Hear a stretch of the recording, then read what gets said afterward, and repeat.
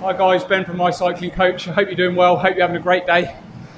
Just wanted to do a video on this topic today, as I've been speaking to quite a lot of people about it recently, and you may also find this. So you may have a session planned, determined to get that session done on a particular day.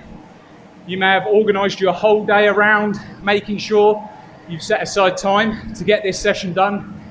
Might be work, family, all the other stuff you got going on. You've made sure that you've set aside maybe an hour to do this session. Now in this session you may have some intervals planned.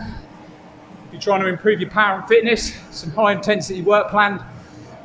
And what can happen is we can get on the bike, the mind is really motivated, but we can then start that warm up.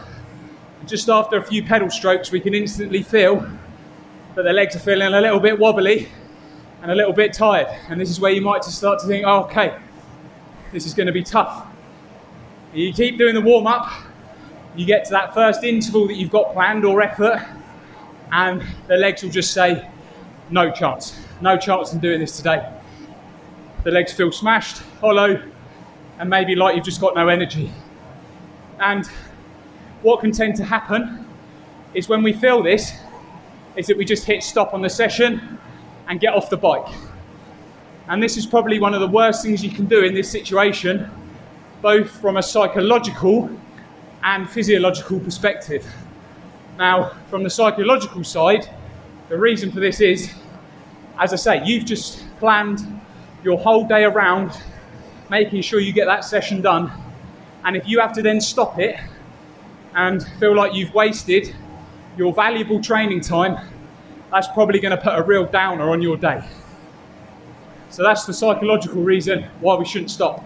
The physiological reason is if you've already started doing that high intensity effort and the legs are feeling tired, you may have seen the cool down video that I shot the other day. You would have started to put you've probably got a lot of metabolic waste products in the muscle from starting that first interval. So the lactate sitting in there, lactic acid. You've already done a bit of damage to the muscle through doing that first interval. So getting off the bike and not just letting that aerobic system come back in is probably going to do even more damage and take you even longer to recover. So what you want to try and do in this situation is not hit stop. What you want to try and do is just spin, drop down into zone 1 or 2 and just spin for 20 to 30 minutes.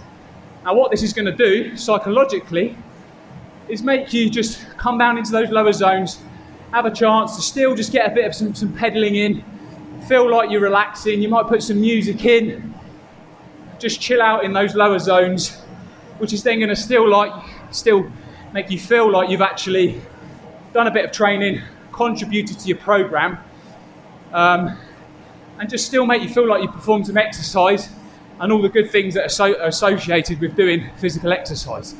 So psychologically, it's really important you just keep going in a lower zone for 20-30 minutes.